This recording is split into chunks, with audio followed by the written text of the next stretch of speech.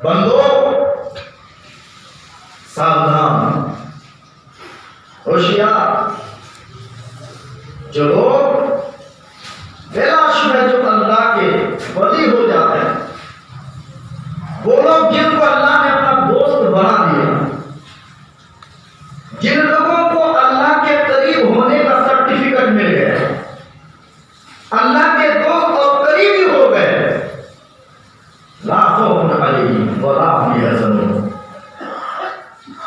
تو نہ ان کے لیے کوئی غم ہے، نہ کوئی ٹینشن، نہ کوئی پریشانی، نہ دنیا میں نہ آخرت میں۔ محترم ناظرین، کیونکہ آخرت ہماری آنکھوں سے چھپی ہوئی ہے، اور دنیا کو ہم دیکھتے ہیں، تو دنیا کو جب ہم دیکھتے ہیں، جو بھی چیز دیکھتے ہیں ہم سب مان لیتے ہیں، مانتے بھی مانتے ہیں، مگر کیونکہ آخرت ہم دیکھ نہیں پا رہے نا، اس لیے کبھی کبھی انسان شک میں مبتلا ہوتا ہے، کیا ہوگا کیا نہیں ہوگا، حالانکہ ایمان وہ ہے، کہہ دیا کہ ہے تو ہے، کہہ دیا کہ نہیں تو نہیں، یہی ایمان ہے۔ لیکن پیارے ناظرین، آخرت میں جس قدر اللہ نے عذاب تیار کر رکھا ہے، آخرت میں جو بھی عذاب ہے، ان تمام عذابوں کا نمونہ دنیا میں بھی رکھا گیا ہے۔ آخرت میں آگ ہے، یہاں بھی آگ ہے، آخرت میں پانی ہے، یہاں بھی پانی ہے۔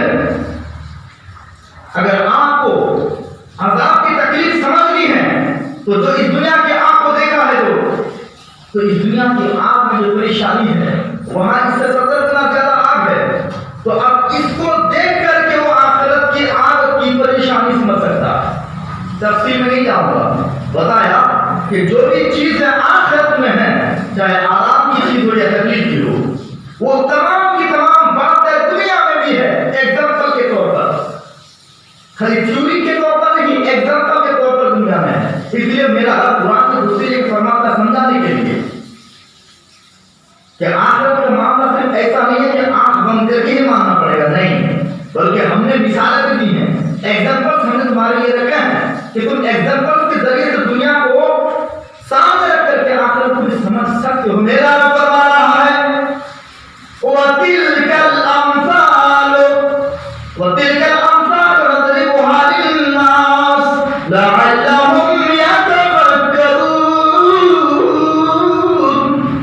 اور یہ ایگزامپل، یہ مثالیں ہم نے اس لیے رکھی لوگوں کے لیے تاکہ دنیا کی مثالوں پر، دنیا کے ایگزامپل پر اور دنیا کے ادھارنوں پر وہ غور کریں، فکر کریں اور ان کو بات سمجھ میں آ جائے۔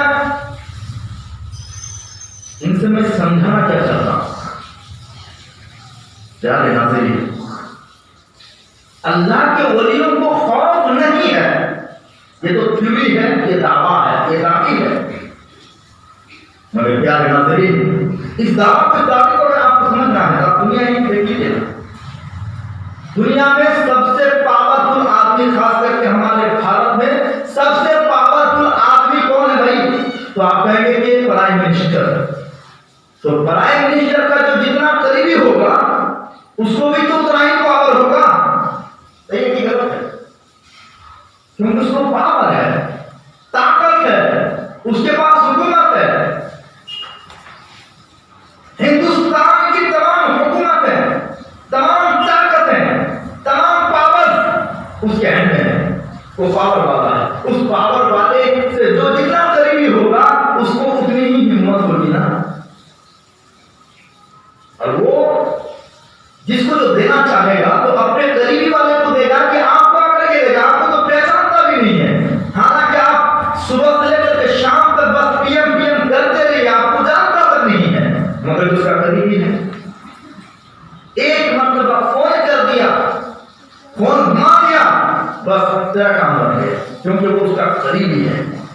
تو پیارے دوستوں، بزرگوں، جب بھی تم مر جائے گا، سڑ جائے گا، گل جائے گا، کیونکہ سب کو مرنا ہے، کوئی انکار نہیں کر سکتا ہے، چاہے جتنا بڑا پاور والا کیوں نہ ہو، کوئی بچے گا نہیں، سب کو مر جانا ہے۔ میرا رب ہے ربنا الذی لا یموت، ہمارا اور آپ کا رب جو کبھی مرتا نہیں، جو کبھی مرتا نہیں، جو کبھی مرے گا نہیں، اس سے بڑا پاور والا بھی کوئی نہیں ہو سکتا،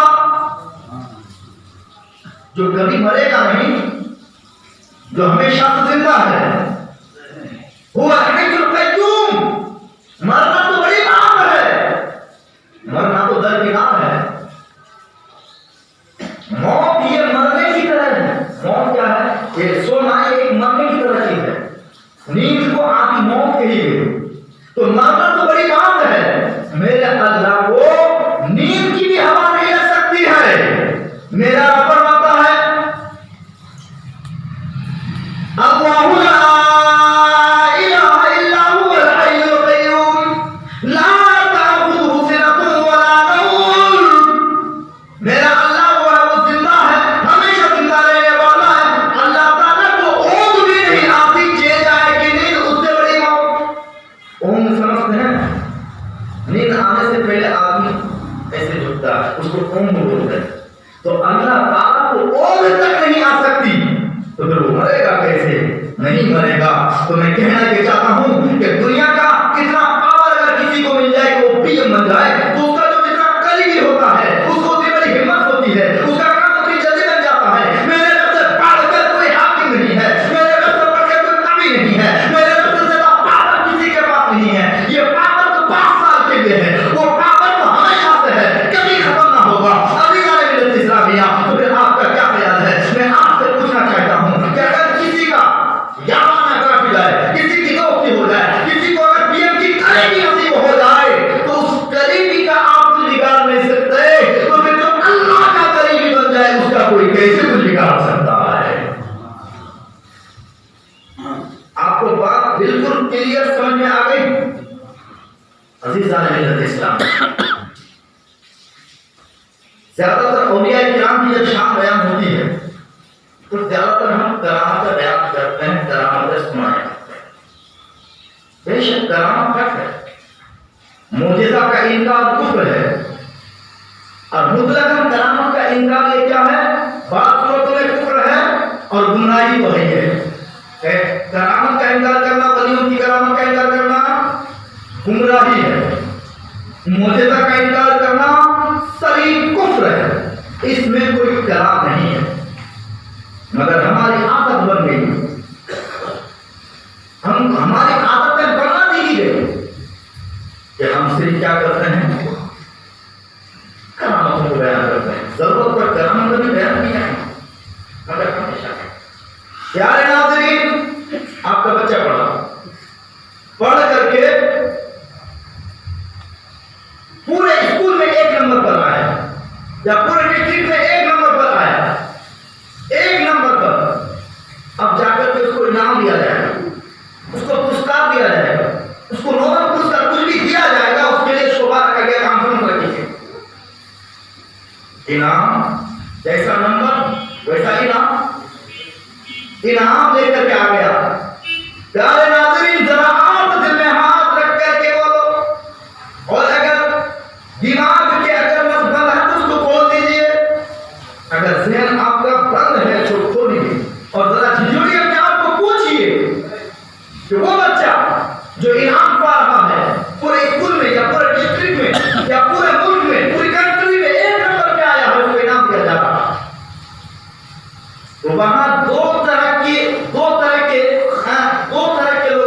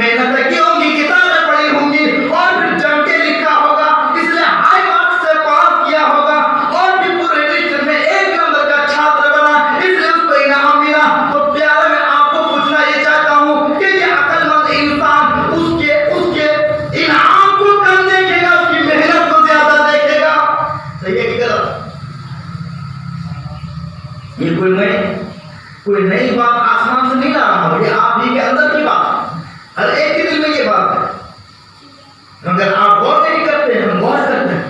آپ غور کریں گے تو یہ بات آپ کے پاس بھی ہے. تو پیارے جو عقل مند آدمی ہے نا، عقل مند آدمی کبھی بھی اس کے انعام کی طرف زیادہ توجہ نہیں دے گا، دے گا مگر اس انعام سے زیادہ اس کی محنت کو سمجھے گا کہ محنت کیا ہے نا. گھر پہ آ کے اپنے بچوں کو سمجھائے گا، دیکھ دیکھ تو نے انعام حاصل کیا، انعام کو بھی بتائے گا مگر انعام کو بتا کر کے بچے کو خوش نہیں کرے گا، بلکہ بولے گا بیٹا اگر تم محنت کرے گا، اگر تم محنت سے پڑھے گا تو تم کو بھی کبھی ایسا انعام ملے گا. اب آپ بتائیے انعام کو زیادہ دیکھنے والا عقل مند ہے یا جس محنت سے وہ انعام حاصل کیا ہے اس محنت کو فالو کرنے والا زیادہ عقل مند ہے؟ بولیے نا. پیارے دوستوں بزرگوں، اب میں آپ کو جو بتانے چلا ہوں میرا رب فرماتا ہے ہوشیار ہو جاؤ، ساودھان ہو جاؤ. جو اللہ کے ولی ہے ان کو کوئی ڈر نہیں، ان کو کوئی خوف نہیں، یہ تو انعام ہے ان کا. مگر یہ انعام جو حاصل کیا ہے، یہ انعام جو اللہ والوں کو ملا ہے، کیوں ملا ہے؟ ایسے مل گیا، اس میں کچھ بھی نہیں، بس ایسے مل گیا. ہمارے بارے میں نہیں کہا اللہ نے کہ مفتی شجاع الدین وہ ہے جن کو کوئی خوف نہیں، کوئی غم نہیں، کسی کا نام تو نہیں ہے. اولیاء کے بارے میں ہے، یہ ان کا انعام ہے. انعام کی وجہ بھی آگے بتا دی گئی ہے. انعام یہ اس لیے ملا ہے پیارے، کیا انعام ملا ہے؟ الذین آمنوا وکانوا یتقون. انعام کی وجہ یہ ہے کہ وہ پہلے پکے مومن بنے، بد عقیدہ نہیں بنے. مزدل والا عقیدہ نہیں تھا، وہ مزدل والا عقیدہ ان کے اندر نہیں تھا، پکا مومن بنے. پکا مومن بننے کے بعد الذین آمنوا وکانوا یتقون، اور مکمل لوگ متقی پرہیزگار بن گئے. ان کی صبح دیکھو تو پرہیزگاری میں گزر رہی ہے، ان کا دوپہر دیکھو تو پرہیزگاری اور متقی میں گزر رہی ہے. ان کی شام دیکھو، رات دیکھو، کر دیے کہ ان کا لمحہ لمحہ اگر آپ دیکھو گے تو ہر لمحہ پھوک پھوک کے چلا ہے، ہر قدم پہ پھوک پھوک کر کے قدم رکھا ہے. ایسے ہی نہیں ہے، کبھی نماز انہوں نے ترک نہیں کیا ہے، کبھی پڑھائی کو انہوں نے ترک نہیں کیا ہے. عزیزان ملت اسلامیہ، اگر آپ مائنڈیڈ ہے تو میں آپ کو درجنوں مثالیں ایگزامپل نہیں دوں گا، بس آپ یہ سمجھیے کہ جو بھی انعام ہے انعام بعد میں ہوتا ہے، پہلے محنت ہوتی. ایسے یہ اولیاء کرام کو جو انعام ملتا ہے، چاہے کرامت کی شکل میں ہو، چاہے حزن و غم دور کرنے کی صورت میں ہو، کسی سے ڈرتا نہیں، یہ انعام ہے.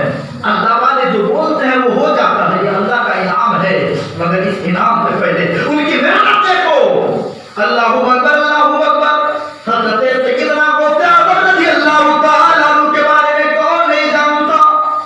غوث اعظم رضی اللہ تعالی عنہ کے آنے سے قریباً 100 سال پہلے میرے آقا نے فرما دیا تھا کہ بغداد محلہ میں ایک ایسا لڑکا آئے گا، ایک ایسا سپور پیدا ہوگا، ایک ایسا میرا فرزند ارجمند پیدا ہوگا کہ وہ دنیا میں آ کر کے میری سنت کی پیروی کرے گا، وہ میرے دین کو فروغ دے گا، میرے متدین کو زندہ کرے گا. اس لیے آپ کا نام غلام محی الدین ہے، محی الدین جیلانی ہے. دین کو زندگی عطا کرنے والا، پوری دنیا میں چپا چپا میں دین کا نور پھیلائے گا، دین کی روشنی پھیلا دے گا. یہ بہت زیادہ پیدا ہوتی ہے. میں آپ کی کرامت نہیں بیان کروں گا، آپ بہت کرامت سن چکے ہیں. مردہ زندہ کرنا، ہڈیوں کا دوبارہ مل کر کے پھر مردہ ہو جانا، قبرستان کے مردوں کا باہر آ جانا. غوث اعظم کی تو کیا کہتے ہیں کہ کرم کرامت ہے. ہم کرامت ہے آپ کو سنا سنا کر کے اندھا نہیں بنائیں گے. کرامت ہے اس لیے سنائی جاتی ہے تاکہ اس بزرگ کی عظمت اور شان آپ کے دل میں جم جائے کہ یہ عام آدمی نہیں، مگر ان کی زندگی کو فالو کرو، پوری کامیابی ہے. صرف کرامت سن لینے سے اگر جنت مل جائے تو میں صرف کرامت ہی بیان کروں گا، اور میں آج سے کرامت ہی لکھنا شروع کروں گا، اور کچھ کروں گا ہی. بات سمجھ آ رہی ہے آپ کو؟ بات سمجھ آ رہی ہے کہ نہیں کہ کرامت سے صرف بیان کر کر کے اگر جنت مل جاتی، اگر دین مضبوط ہو جاتا، ساری ذمہ داری پوری ہو جاتی، تو اور کچھ کرنے کی ضرورت نہیں ہے. صرف کرامت ہی لکھوں گا، کرامت ہی بیان کروں گا، ان کی زندگی کو ڈھک کے رکھ دوں گا. سیدنا غوث اعظم رضی اللہ تعالی عنہ پڑھنے کے لیے جا رہے ہیں، امی جان نے پڑھنے کے لیے بھیجا. 40 اشرفیہ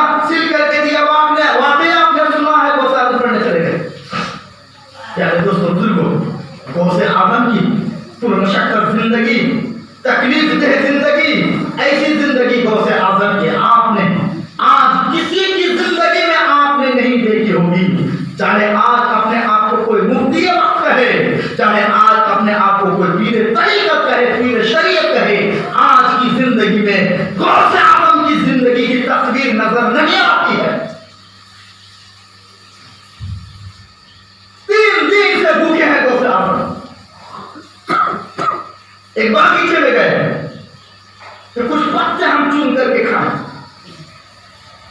کچھ پتے چن کر کے کھائیں، کچھ گرا پڑا مل جائے تو ہم اس کو اٹھا کے کھائیں، تاکہ جو بھوک کی گرمی ہے، بھوک کی جو آگ جلی ہوئی ہے اس کو بجھائی جائے۔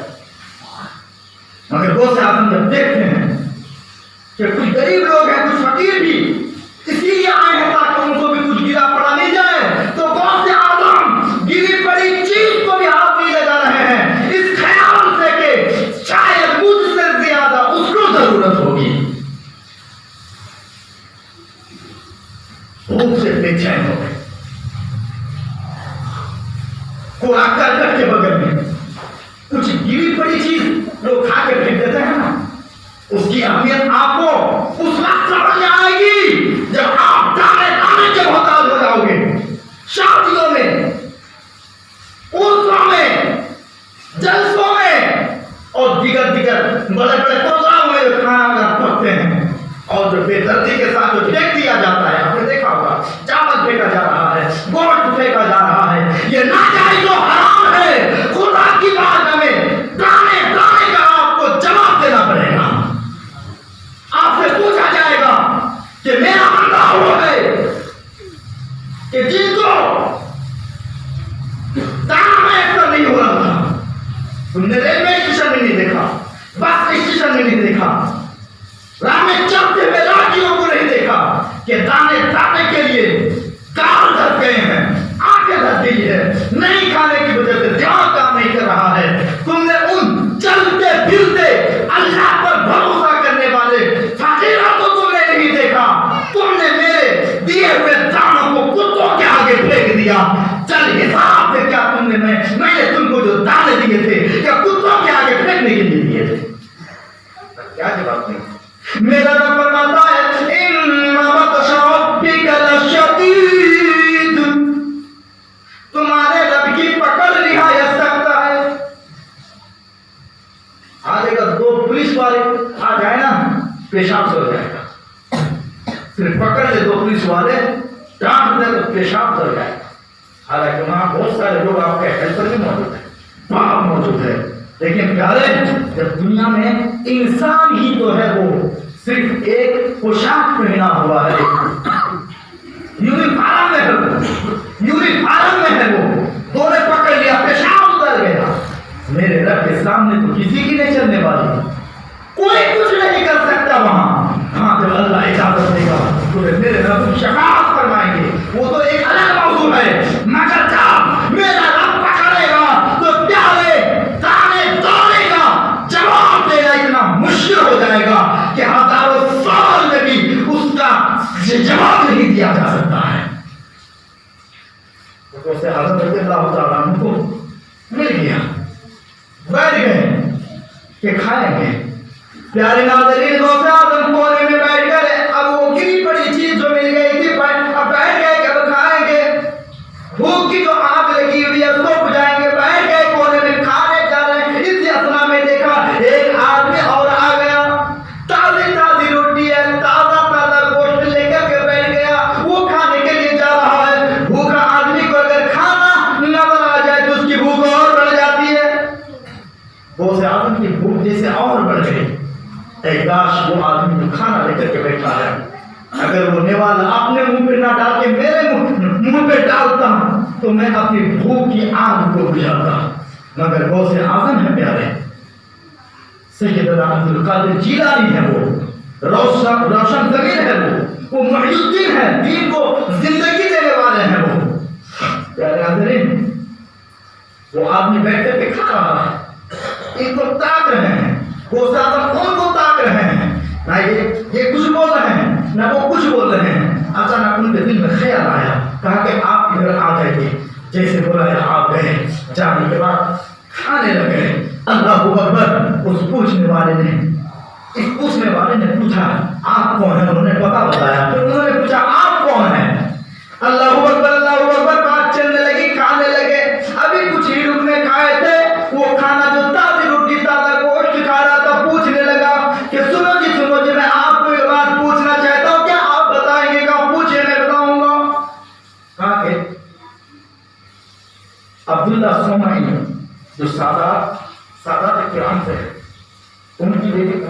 फातिमा ने, उनके बेटे अब्दुल कादिर के लिए 8 दिनार मुझको दिए थे कि मैं दे दूं, पढ़ाई करने के लिए गया है मेरा बेटा।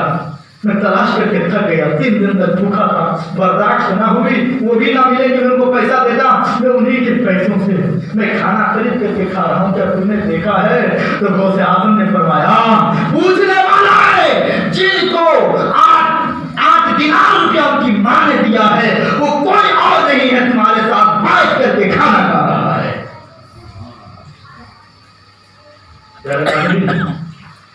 अगर आज होता तो क्या करते हैं?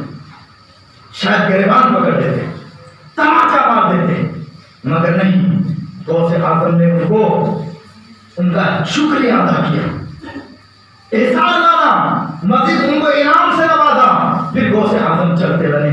प्यारे नाज़रीन, जरा सोचें, गौर करें इस वाकया पर। गौसे आजम को मानने वाले उस वक्त ज्यादा थे कि आज ज्यादा है? जरा बताइएगा, आवाज बुलंद कीजिएगा। उस वक्त ज्यादा मानने वाले थे गौसे आजम के, क्योंकि गौसे आजम की करामतों को उन्होंने देखा था। हम तो पढ़ रहे हैं किताबों में, हम सुन रहे हैं। जो आंखों से देखेगा उनका यकीन ज्यादा पुख्ता होगा, या जो किताब पढ़ के सुनेगा उनका यकीन ज्यादा पुख्ता होगा। जाहिर बात है कि जो आंखों से देखेगा उनका तो यकीन ज्यादा पुख्ता होगा ना, वो अपनी आंखों से देख रहे थे। प्यारे नाज़रीन, यकीनन आज के जमाने से ज्यादा चाहने मानने वाले और मिटने वाले गौसे आजम के मुरीदीन मानने वाले उस जमाने में रहे होंगे। आज अगर कहीं गौसे आजम के नाम पर जलसा हो जाए तो हम गौसे आजम के नाम पर चंदों की लड़ी लगा देते हैं, छड़ी बरसा देते हैं, बारिश बरसा देते हैं गौसे आजम के नाम पर। तवज्जो, जो मैं आपको तल्ख हकीकत बयान करने वाला हूं, अगर गौसे आजम बगदाद की गली में, बगदाद के बाजार में, शहर बगदाद में अगर किसी भी मोहल्ले में जाते, मजीद बात ये कि वहां गैर मुस्लिम की तादाद कम थी, मुसलमान ही मुसलमान थे, अगर कहीं भी जाते गौसे आजम उनके घरानों को सब जानते थे, उनके नाना रसूल काबा को सब जानते थे। गौसे आजम अगर कहीं पे जाके कहते कि मैं तो नबी का बेटा हूँ, मैं नबी की औलाद हूँ, मैं आले रसूल हूँ, लिहाजा मेरी कुछ कृपा मदद कर दो, और फैला देते रुमाल, तो बोलिए क्या हाल होता? तो क्या हाल होता? पैसों की कमी ले जाती, जिनके घर में जो होता लाके दे देते। अल्लाह अकबर, ये गौसे आजम है, ये कैसे भूखे रह सकते हैं? प्यारे नाज़रीन, मगर गौसे पाक ने ऐसा नहीं किया, बल्कि गौसे पाक ने अपने कारनामे से, अपना कैरेक्टर से और अपने किरदार से ये बता दिया है कि जी सुनो सुनो, अजी सुनो सुनो, औलाद नबी दुनिया को दुनिया से खाने के लिए नहीं, बल्कि औलाद नबी दुनिया वालों को खिलाने के लिए होती है। ये खाने के लिए नहीं, खिलाने के लिए होती है। हम इसलिए हम गौसे पाक का खा रहे हैं, गौसे पाक का हम खा रहे हैं, तो गौसे पाक का जो बेटा होगा तो औलाद गौसे आजम है। औलाद गौसे आजम का ये शिवा नहीं है कि वो झोली भरे, दामन भरे, और क्या कहते हैं कि मुरीदों की जेब पे नजर रखे, और जिस मुरीद का जेब करम हो वहीं पे पीर का भरम हो। अगर ऐसा है तो मैं ऐलान कर देता हूं कि वो गौसे आजम का बेटा नहीं हो सकता है। प्यारे नाज़रीन, इसलिए मेरा आकाए करीम ने फरमाया था, और मेरे प्यारे बच्चों के लिए, अपने बेटों के लिए, सादात किराम के लिए फरमाया था कि सादात किराम को ज़कात का माल खाना हराम है। ज़कात का माल खाना हराम है, इसलिए कि नबी के खून में हराम का निवाला नहीं जा सकता है, उनकी औलाद में भी नहीं जाएगा। जो वरिस हकीकत में सादात किराम होंगे, जिस तरह उनके नाना के जिस्म में हराम की बू तक नहीं गई है, उनकी औलाद भी वो बू पसंद नहीं कर सकती है। अरे नाज़रीन, हाँ, खुद से कोई अगर लुटा दे अलग बात, खुद से कोई अगर झोली भर दे अलग बात है, मगर मुस्तफा का बेटा, गौसे आजम की औलाद कहीं झोली नहीं फैलाने वाली, बल्कि जो खाली झोली वाला गौसे आजम की औलाद के पास जाता है, खाली जाता है, दामन भर के वापस होता है। ये औलाद गौसे आजम की शान होती है। प्यारे नाज़रीन, हम कहां जा रहे हैं, क्या कर रहे हैं, हमारा हाल क्या हो गया है? تو ذرا غوث اعظم کی سیرت پر نظر رکھیے. وہ غوث اعظم اگر ایک بار کہہ دیتے کہ میں نبی کا نواسا ہوں، ابو صالح موسیٰ جنگی دوست کا بیٹا ہوں، ام الخیر فاطمہ کا بیٹا ہوں، حسن حسین کا لخت جگر ہوں، اگر وہ ایک آواز اٹھا دیتے تو قسم خدا کی خالی سمندر بھی نوٹوں سے بھر جاتا. مگر ان کو تو یہ درس نہیں دینا تھا نا، ان کو یہ پیغام دینا تھا کہ میں اولاد مصطفیٰ ہوں، میں آخری نبی ہوں، دنیا کا میل کچیل کھانے کے لیے نہیں آیا ہوں. پیارے ناظرین سنیے، اگر بلا اجازت بلا ضرورت اگر کوئی زکات کا مال کھاتا ہے تو یہ زکات کا مال کھانا یہ سادات کرام کو تو ناجائز ہی ہے، دو غیر سید کو بھی ناجائز و حرام ہے. اور اگر بلا ضرورت پاک مال کو بھی بلا ضرورت مانگ کے لیتا ہے تو زکات مال سے بھی بدتر ہے جو بلا مصرف کے کھایا جاتا ہو. یہ شریعت کا اس لیے میں گزارش کرتا ہوں آپ کو سمجھانے کا مقصد یہی ہے، ہم اولیاء کرام کے نقش قلم پر اپنی گردن رکھنے کے لیے تیار ہے، مگر اس شرط پر کہ وہ نبی کے راستے پر ہو، اس شرط پر کہ وہ حسن حسین کے راستے پر ہو، اس شرط پر کیا پیارے آپ جی بولی سنتے ہیں حسن حسین کی. امام حسن حسین نے کیا درس دیا؟ اگر امام حسن حسین وہاں جھولی پھیلا دیتے، پھیلانے کی بھی ضرورت نہیں تھی، انہوں نے خود احساس کیا تھا، آفر کیا تھا، اے حسن حسین، اے حسین تم کو جو چاہیے تم کو دیا جائے گا. بولا تھا کیوں نہیں قبول کیا تم نے؟ قبول کر لیتے، بات بن جاتی، اولاد نہ کٹتی. جو ان کے جانشین ان کے ساتھ تھے ان کو شہید ہونا نہیں پڑتا.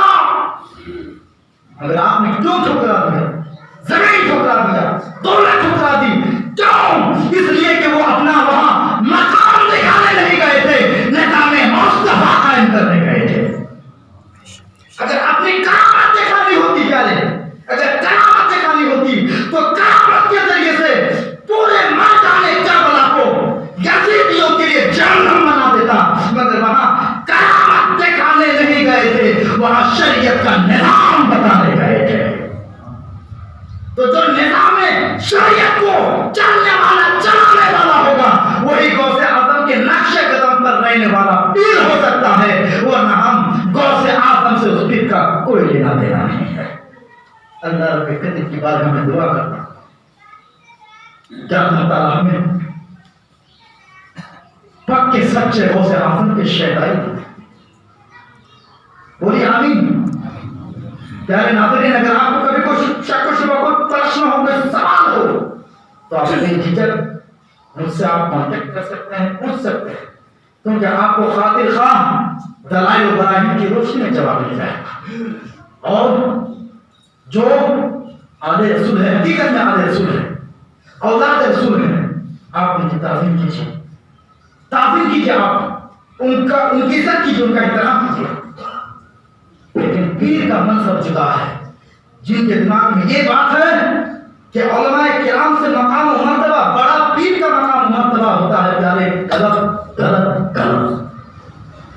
اس لیے کہ وہ پیر جو پڑھا ہے تو کسی استاد ہی سے وہ پڑھا ہے، جو پڑھے گا وہ بڑا نہیں ہو سکتا ہے، جو پڑھائے گا وہ بڑا ہوگا نا. یہ تو آپ بھی جانتے ہیں کہ پڑھانے والا ہی بڑا رہتا ہے. اس چیز کو ہمیشہ ذہن میں رکھیے گا.